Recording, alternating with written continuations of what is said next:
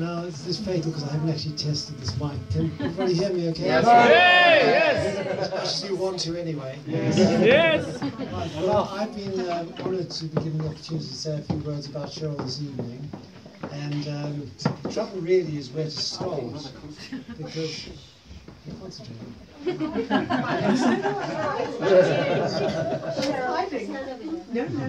My dilemma was exemplified by a project Ben put together. Many, or most of you may have been asked by him to say a little bit about her. He collected some stories, some photographs, and reminiscences from people who've known Cheryl for up to 60 years. And put it all together in this lovely photo book which has been doing the rounds this evening. And I have to say that I had the job of proofreading it, which I didn't do perfectly, but anyway. And I was actually gobsmacked by the love, admiration, respect that she is held in. And well, I kind of knew it. It was really very touching to read all that. I'd like to actually read the whole text to you now. I have to finish by the end of the year. So I'm just going to have to do a whistle-stop tour of the last 60 years for those of you who don't know everything there is to know. And you're not going to know everything. The nicest best to keep her mouth shut. Cheryl was the second daughter of Nat and Susie Hawes, my special parents-in-law, who are sadly not with us tonight, and I know they would have enjoyed a dance, and so we think of them. But there is somebody here who does know Cheryl right from the start, which is her sister Roberta. And thanks so much for coming from Jerusalem to be with us tonight. It really is lovely to have you here. Anyway, Cheryl made her first mistake on day one by being born a girl in a family where a boy was much craved. And as she grew up, things went from bad to worse, as she demonstrated a highly independent, intelligent and questioning approach to things, and challenged the rules of the house that she didn't think were fair or just. Her reward came every Passover. Those of you who are Jewish will know we read about the 4 sons. There's the wise one, the wicked one, the simple one, and the one who's too young to know what to ask. And the person running the Seder invites 4 people who are there, each of them to read of one of the sons. And you can guess who was chosen to read about the wicked son every year. But she still played a full part in the Horwitz household, and her siblings all have stories to tell. For some reason, Brother Barnett, who's not here tonight, has a grudge about the fact that Cheryl and Roberta insisted on dressing him up in girls' clothing, making a parade in front of family friends. But Cheryl's brother Hilly, who's here tonight as well, has rather fonder memories of how when Susie had to take a long time looking after Nat, who'd been in a bad car accident, the 12-year-old Cheryl took over care for this young toddler and really took enormous responsibility far beyond what one could expect of somebody of her age. And I've observed her caring side with Sarah and Ben as well, and also other members of the family and friends who had difficult times over the years where she's got involved and helped them enormously. So I'm very proud of that side of her, even though she's now hiding away. But don't mistake her for a goody-goody, because there are many childhood friends who will always talk about the Bickers and Tarts party that took place. Cheryl's parents were away from home over Christmas and left Cheryl and Roberta in charge. I'm not quite sure what happened at the Bickers and Tarts party, but Roberta also writes in the book, and there's some scope here, I think, for a little double entendre, that on a family cruising holiday, they would sneak out of their bedroom to spend time with the crew below decks. I don't know quite what that is supposed to mean anyway. No. But with Cheryl, things are never black and white. She notes the nuances and struggles to resolve subtle challenges. She grew up in a traditional Jewish community and spent many hours each week as a teacher and a youth leader, and was awarded the title of Eshet Chayal, which means what does it mean? A woman of worth. But she struggled as well with some of the more archaic aspects of the tradition. And a good friend from those days wrote in the book, Jewish Finchley in the 1960s revolved around Kinloss Synagogue, attracting a growing affluent community. The emphasis was to stick together and socialize together, and to proudly parade your success. High holy days were an opportunity to display the latest fashion and purpose. Fast forwarding a few years, when Cheryl and I first met, we were both struggling with our Jewish identities, and I watched in awe, though, over the years as she's found her way. Attending a bar mitzvah in a Reformed synagogue, she was very moved by the fact that men and women were treated equally, and so we became members. She threw herself into life with the community, became chair of the Education Committee, and later the Social Action Committee, and more recently has been co-chairing a refugee drop-in project at the synagogue. And one volunteer wrote in the book, Cheryl, you're a true role model of a caring leader and volunteer, spending a huge amount of your personal time and effort in making an impact and a real difference to people's lives. And you continue to be a huge inspiration to me. That's just one of them. True to her nature, Cheryl put 120% of her effort into this, and also raised a lot of money for the project by a sponsored climb of Kilimanjaro. Now this is a seriously tough business, because by daytime you're fighting with altitude sickness, and at nighttime you're stuck in a tiny tent trying to ward off the cold. And in case you're wondering about this, a friend who travelled with her has reported cryptically, nighttime toilet arrangements were complex, became increasingly confined. But I get ahead of myself. You note that in my brief tour of Cheryl's childhood, I didn't mention anything about her sporting prowess. And the reason is because there was none.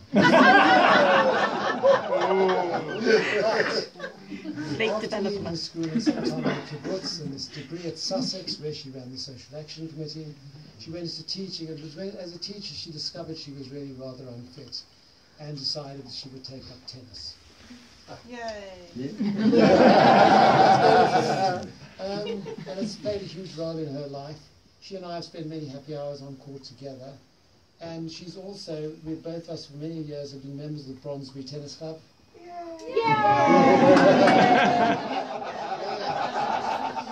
Where she's part of a wonderful cohort of girls. Guess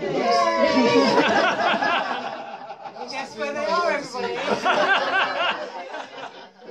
Most of you are here this evening, and they meet up regularly for a chat about the meaning of life and a glass of wine, and spend some time hitting the ball over the net as well. So thank you, ladies, for keeping us all sane. As regards other sporting activities, we struck a deal during our courtship. Cheryl gamely agreed to take on cycling, while I would learn to dance. She's now an accomplished cyclist and cycles 11 miles to work, and also has taken on a number of other cycling challenges. As regards my side of the bargain, we attended ballroom dancing lessons in the run-up to our wedding, so that we could lead the way onto the floor at the reception. I never really mastered the skill, and a good friend who was at the reception kindly suggested afterwards that I should ask for my money back. Now, employment rates have varied a lot during Cheryl's lifetime, but since the age of 12 she's always been working. She started as a cleaner, and soon afterwards discovered a gift for children's entertainment at children's parties. And this became a regular job during her teens and early 20s, so much so that she was earning more from that than she was earning from teaching. And it's provided the untaxed savings that then went towards the purchase of her first home. Authorities can trace More than 7 years. 20, darling, 20. You're still safe. But she did love teaching, but reached the glass ceiling in her mid-20s when she was head of year, and was really not going to progress very much further for a while, and was sent off to do a master's degree at Sheffield, from where she found her way into professional training and development sector.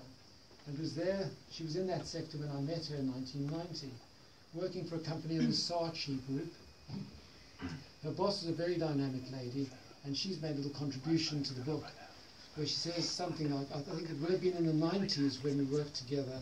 It was before she married David, and my enduring memory was how every day she came to the office and showed extreme commitment, aptitude, and attention to intricate detail as she planned her wedding.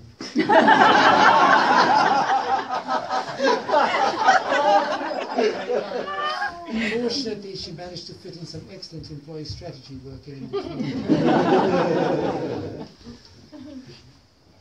Cheryl took some short time out when Ben and Sarah arrived, but was soon back at her desk expertly juggling motherhood and a dynamic career. And I have to say she's the ultimate multitasker. I could go on a lot more about her career, but she's pleaded that I didn't embarrass her. So I won't say anything about her work as a school governor, employment tribunal, or the development of a massive e-learning system across her company over the last year. Or that it's in the workplace that I've often seen her impressive insights and her fierce integrity.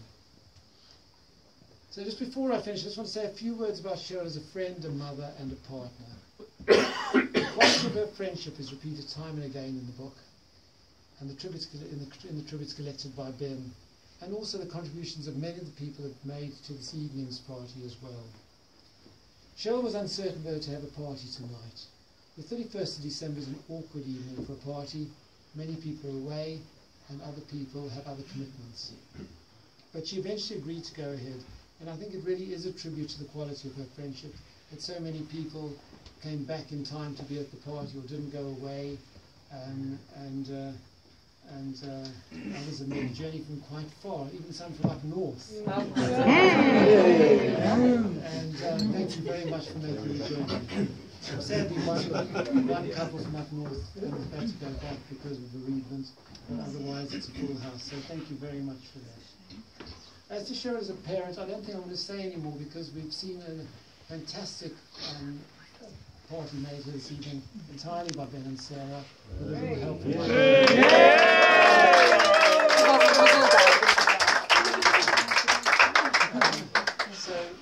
and they're going to say a little bit anyway, so I'll leave it to them. But suffice to say, we're both very proud of them. And finally, as my life partner, we decided we'd marry quite soon after we met. And we knew that we'd have a traditional Jewish wedding, but as I've explained, we did feel we wanted to add our own personal touch to things, and so we managed to persuade the rabbi that although it would be unusual, it wouldn't actually be illegal for us to exchange our own personal vows in the course of the service.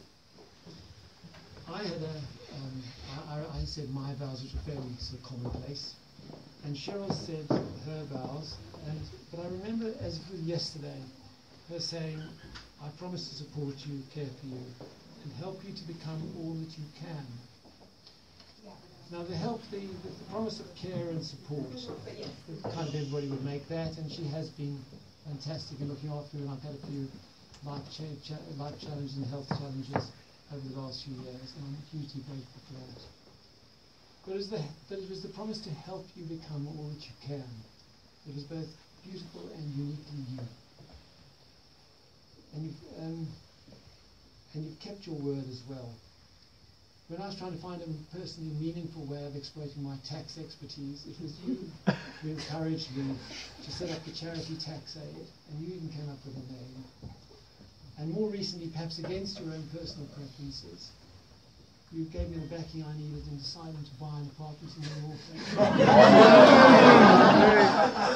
so that I could live out my own childish cycling dreams. The fact that we proceeded from the first viewing to the purchase in 18 days was extraordinary and completely out of character for two such risk-averse people. Some might say it was madness. I think it was another part of your helping me to become all that I can. Not everyone finds their way along this path, and I'm privileged to hold your hand while I do so. Yeah.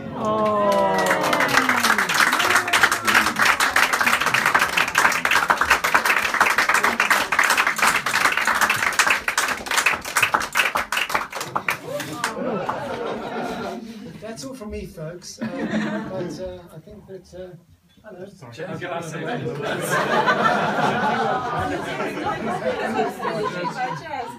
I thought Ben was the next person, but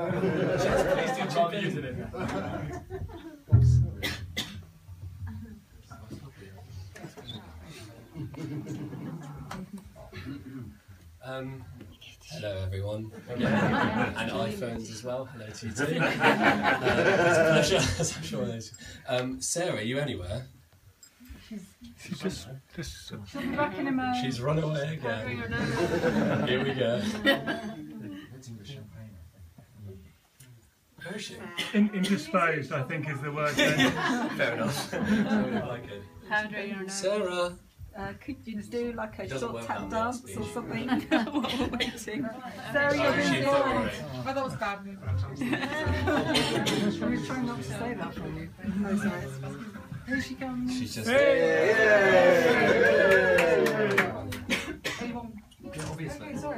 sorry. She's here, but Without hasn't done what was asked. By yourself. I couldn't possibly tell her. Sorry.